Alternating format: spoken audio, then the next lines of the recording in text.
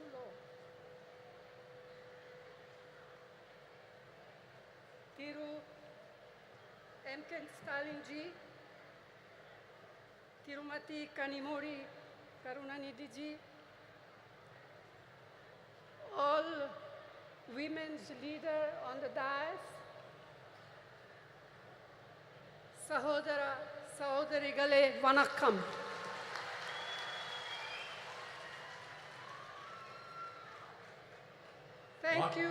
Thank you, Chief Minister of Tamil Nadu, Thiru M.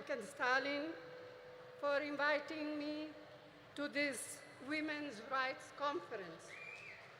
We are assembled here to commemorate the work and memory of the great son of India, Thiru Dr. K. Karunanidhi, lovingly called Kalanja.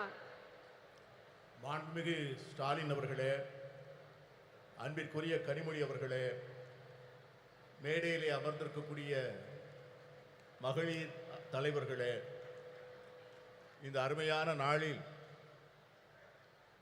ஒரு மாபெரும் தலைவருடைய 100 ஆண்டு விழாவை முன்னிட்டு நடத்தப்படுகின்ற இந்த மகளிர் உரிமை மாநாட்டிற்கு என்னை அழைத்த முதலமைச்சர் ஸ்டாலின் அவர்களுக்கு என் நெஞ்சார்ந்த நன்றியினை தெரிவித்துக் கொள்கிறேன்.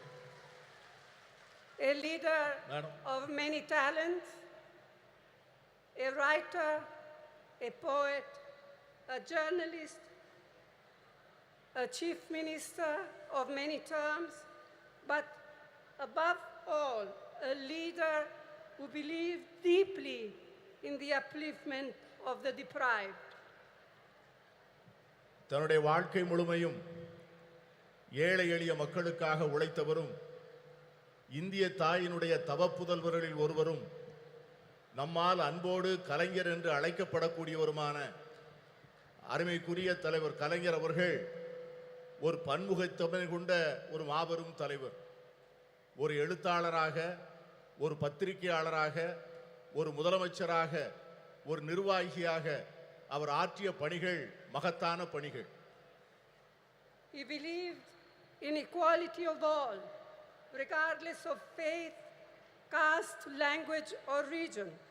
And ahead of his time, he was a champion of gender equality, which has now become something of a national movement.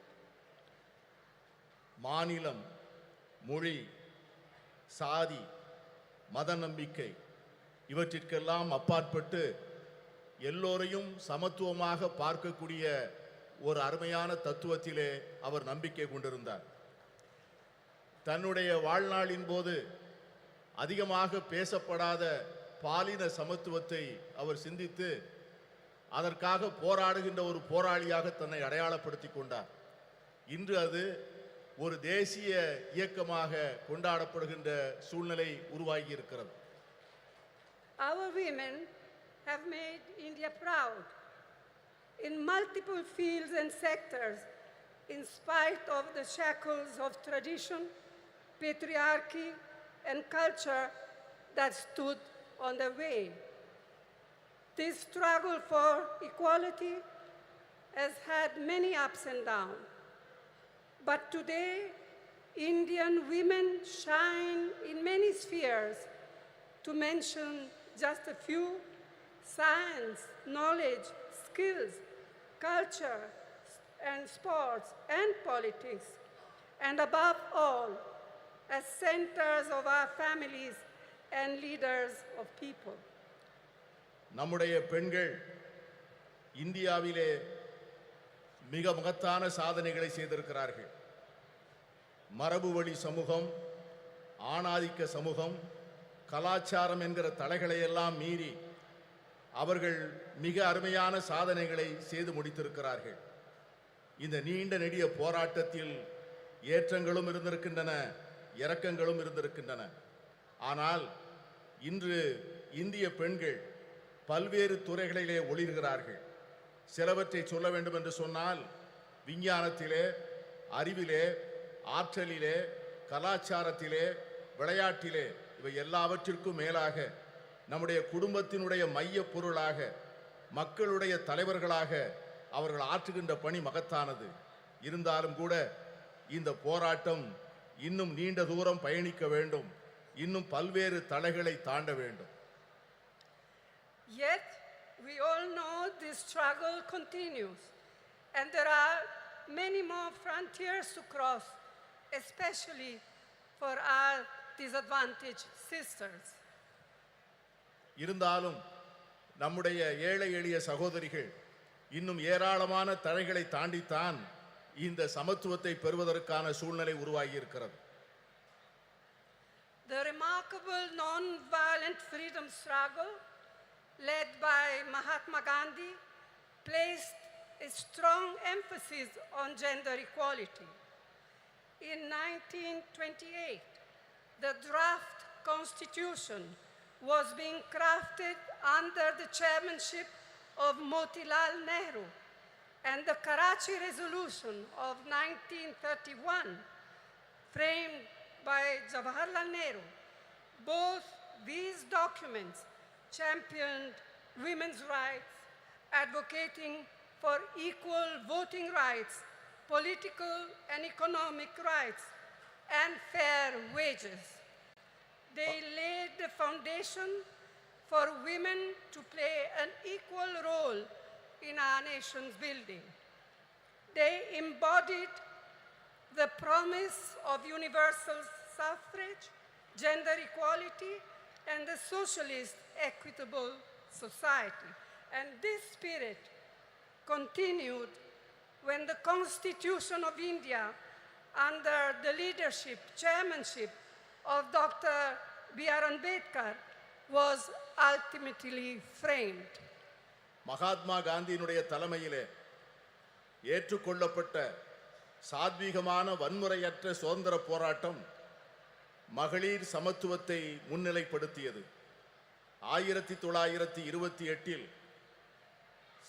அரசியல் சாசன சட்ட வரைவு மோதிலால் நேரு அவர்கள் தலைமையிலான குழு தயார் செய்து அந்த அறிக்கையை சமர்ப்பித்தது. அதற்கு பிறகு கராச்சியில் நடந்த அகில இந்திய காங்கிரஸ் மாநாட்டில் இந்த தேசத்தினுடைய முதல் பிரதமர் ஜவஹர்லால் நேரு அவர்கள் கராச்சி தீர்மானம் என்கிற பெயரிலே வடிவமைக்கப்பட்ட தீர்மானங்கள், இந்த இரண்டு ஆவணங்களும் பெண்களுடைய உரிமைகளை கொண்டாடுவதிலும் அவர்களுக்கு வாக்குரிமை அளிப்பதிலே சமத்துவம் வழங்கப்பட வேண்டும் என்பதையும், பொருளாதாரத்திலும் அரசியலிலும் செயல்பாடுகளிலே அவர்களுக்கு சரியான பங்கு தரப்பட வேண்டும் என்பதையும் வலியுறுத்தியது. இந்த இரண்டு ஆவணங்களும் அந்த அடிப்படையில் தான் நம்முடைய பெண்கள் ஒரு மிகப்பெரிய ஒரு சமூக மாற்றத்திற்கான முன்னெடுப்பை நோக்கி பார்க்க ஆரம்பித்தார்கள். இதைத்தான் எல்லோருக்குமான வாக்குரிமை, பாலின சமத்துவம், சோசலிச அறம் சார்ந்த சமூகம், இவைகளெல்லாம் அந்த இரண்டு ஆவணங்களில் சொல்லப்பட்ட அந்த விஷயங்கள் தான் பாபா சாஹேப் டாக்டர் அம்பேத்கர் அவர்கள் இந்திய அரசியல் சாசன சட்டத்தினை வரையறுக்கின்ற போது இந்த தத்துவங்களை உள்ளாங்கி அதை மேலெடுத்து செல்லக்கூடிய சூழ்நிலை ஏற்பட்டது. Who can forget what our first Prime Minister, Jawaharlal Nehru, once said, I quote, "If you educate a man, you educate one individual. However, if you educate a woman, you educate a whole family. Women empowered means India empowered," unquote. ஒரு பெண்ணை நீ படிக்க வைத்தால், ஒரு ஆணை நீ படிக்க வைத்தால் ஒரு தனி நபரை மட்டும் படிக்க வைக்கிறாய். ஆனால் ஒரு பெண்ணுக்கு கல்வி கற்றுக் கொடுத்தால் ஒரு குடும்பத்திற்கே கல்வி கற்றுத் தரப்படுகிறது. மகளிரை அதிகாரப்படுத்தினால் இந்தியாவை அதிகாரப்படுத்துகிறோம் என்கிற ஜவஹர்லால் நேரு அவர்களுடைய வார்த்தைகளை யார் மறக்க முடியும்? And we cannot ever forget the inspiring role Indira Ma in showing how a woman can lead with strength, ability, and leadership, combined with a deep sensitivity to the abolition of poverty. அன்னை இந்திரா காந்தி அவர்கள் அவர்கள் காண்பித்த தலைமைத்துவம், அவர்கள் காண்பித்த ஆற்றல், அவர்கள் காட்டிய வழிகாட்டுதல் ஒரு பெண் எப்படி தலைமையேற்று செயல்பட முடியும் என்பதற்கான மிகப்பெரிய எடுத்துக்காட்டு. ஏழை எளிய மக்களுக்கான நல்வாழ்வை அளிப்பதற்கும் வறுமையை ஒழிக்க வேண்டும் என்கிற அர்ப்பணிப்போடும் அவர்கள் ஆற்றிய பணியை யாரும் மறக்க முடியாது. Rajiv ji, as we all know, brought in the historic 33% reservation for women in Panchayati Raj and local self-governments. This spurred an entirely new phenomenon of women entering roles of leadership at the grassroots level.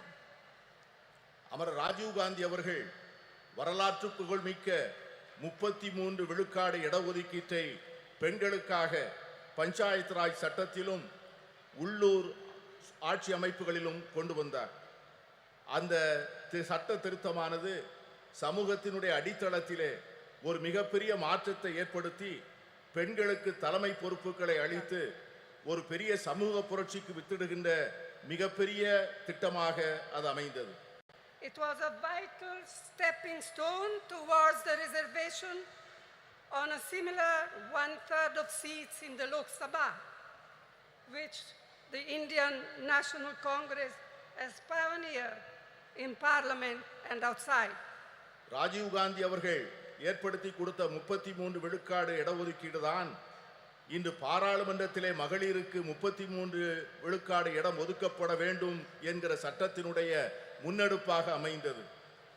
இந்த சட்டத்தை நிறைவேற்றுவதற்காக இந்திய தேசிய காங்கிரஸ் கட்சி பாராளுமன்றத்திற்குள்ளே பல முயற்சிகளை மேற்கொண்டது. The Women Reservation Bill introduced by the UPA, by UPA 2, was passed by the Rajya Sabha, but a lack of consensus prevented it from being passed in the Lok Sabha. Now, the Women's Reservation Bill has finally been passed due to our relentless persistence, all of us, not just Congress, our relentless persistence and effort. But as we all know, it has still a long way to come. And as Mehboobaji said, and as many of us, Member of Parliament, said in our intervention in Parliament, when is the bill now going to be implemented? In 1 year, in 2 years, in 3 years? We have no idea. Yes, I can see that some of you men are happy, but we are not. We women are not. And we are going to fight for it till we eventually get there, whether you men like it or not. மகளிர் இடஒதுக்கீட்டுக்கான சட்டம் ஐக்கிய முற்போக்கு கூட்டணி அரசால் 2010 March மாதம் 9ஆம் தேதி மாநிலங்களவையிலே நிறைவேற்றப்பட்டது. ஆனால் மக்களவையிலே ஒரு கருத்தொற்றுமையை உருவாக்க முடியாத காரணத்தினால் அந்த சட்டத்தினை நிறைவேற்ற முடியவில்லை. இப்பொழுது இந்த சட்டம் நிறைவேறியிருக்கிறது என்று சொன்னாலும் கூட இந்த சட்டத்திற்காக நாம் எடுத்துக்கொண்ட முயற்சிகளும் நாம் கொடுத்த அழுத்தங்களும் அதிகம். இங்கே பேசிய பல்வேறு உறுப்பினர்கள் பேசியது போல இந்த சட்டம் என்றைக்கு நடைமுறைக்கு வரும், என்று அமுல்படுத்தப்படும் என்கிற ஒரு தெளிவே இல்லாத ஒரு சூழ்நிலையிலே இந்த ஆண்டா அடுத்த ஆண்டா இன்னும் சில ஆண்டுகள் கழித்தா என்கிற ஒரு நிரந்தரமற்ற தன்மையிலே இந்த சட்டம் உருவாக்கி இருப்பது நாளை வருகின்ற இந்தியா கூட்டணி வந்துதான் இந்த சட்டத்தை நிறைவேற்றி தர வேண்டிய சூழ்நிலையை உருவாக்கும் என்கிற எண்ணத்தை தருகிறது. I am glad to be able to say here today that the government of Tamil Nadu under Thiru Annadurai and then Thiru Karunanidhi laid the foundations of incredible changes in status and opportunity for women. Today, Tamil Nadu stands as a beacon of women's equality and women's development. அறிஞர் அண்ணா அவர்களுடைய தலைமையிலே அமைந்த அரசும் அதனைத் தொடர்ந்து கலைஞர் கருணாநிதி அவர்கள் தலைமையிலே தொடர்ந்த அரசும் எடுத்து கொடுத்த முன்னெடுப்புகளும் செயல்படுத்திய திட்டங்களும் பெண்களுடைய வாழ்க்கையிலே பல புரட்சிகரமான மாற்றங்களையும் முன்னேற்றங்களையும் தந்திருக்கிறது. அதன் அடிப்படையில் தான் இன்று தமிழ்நாடு இந்தியாவே புகழ்ந்து கொண்டாடக்கூடிய மகளிர் உரிமைகளிலும் மகளிருடைய சமத்துவத்தையும் கொண்டாடக்கூடிய ஒரு ஒளி விளக்காக திகழ்கிறது என்று சொன்னால் அது மிகையாக. In his historic 5 terms as Chief Minister of Tamil Nadu, Thiru Karunanidhi brought the provision of reservation for women in the police way back in 1973. வரலாற்று புகழ்மிக்க 5 முறை முதலமைச்சராக இருந்த கலைஞர் அவர்களுடைய ஆட்சி காலத்தில்தான் பெண்களுடைய காவல்துறையிலே பெண்களுடைய பங்கை அவர்கள் உறுதி செய்தார்கள். இன்று தமிழகத்திலே இருக்கின்ற காவல்துறையிலே 1/4 பங்கு பெண்களாக இருப்பது எவ்வளவு பெருமைப்படக்கூடிய ஒரு செயல். Today, 1/4 of its police force, of Tamil Nadu police force, are women. இன்று இருக்கின்ற காவல்துறையினரில் 1/4 பங்கை சார்ந்தவர்கள் பெண்கள் என்கிற சூழ்நிலை இருக்கிறது.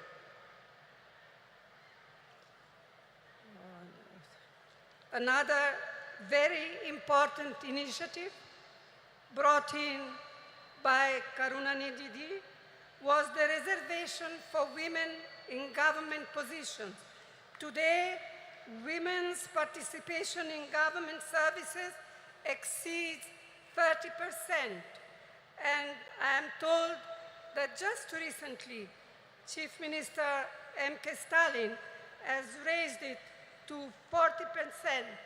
And I commend your Chief Minister for this. கலைஞர் கருணாநிதி அவர்கள் செய்த முக்கியமான மற்றொரு சீர்திருத்தம் என்னவென்று சொன்னால் அரசு பணிகளிலே பெண்களுக்கான இடஒதுக்கீட்டை செய்தது. அதன் விளைவாக அரசு பணிகளிலே 30 விழுக்காட்டை சார்ந்தவர்கள் பெண்களாக இருந்தார்கள். இன்று நம்முடைய முதலமைச்சர் ஸ்டாலின் அவர்கள் தலைமையிலே செயல்படுகின்ற அரசு அந்த 30 விழுக்காட்டை 40 விழுக்காடாக உயர்த்தி பெண்களை பெருமைப்படுத்தி இருக்கிறது. And it comes at no surprise that through initiatives like the midday meal program, the promotion of women empowerment, and encouragement of female education, Tamil Nadu boasts today of some of the most impressive maternal and infant mortality rates in India. பெண்களுடைய நல்வாழ்வுக்காக தமிழக அரசால் எடுத்துக்கொள்ளப்பட்டிருக்கின்ற பல்வேறு திட்டங்கள், சத்துணவு திட்டங்கள், பெண்களுடைய நல்வாழ்வுக்காக எடுத்துக்கொள்ளப்படுகின்ற மருத்துவத்துறையிலே செயல்படுத்தப்படுகின்ற திட்டங்கள், தாய்மார்களுக்காகவும் பால் குடிக்கும் சேய்களுக்காகவும் அரசாங்கம் நிறைவேற்றுகின்ற பல்வேறு திட்டங்கள் மிக சிறப்பாக செயல்படுகின்ற காரணத்தினால்தான் இன்று தமிழ்நாட்டிலே தாய் சேய் இறப்பு விகிதம் இந்தியாவிலேயே மிக குறைந்த நிலையிலே இருப்பதற்கு காரணம் அதுதான். It is unfortunate that many of these efforts and programs to help to empower women have not been reflected at the national level.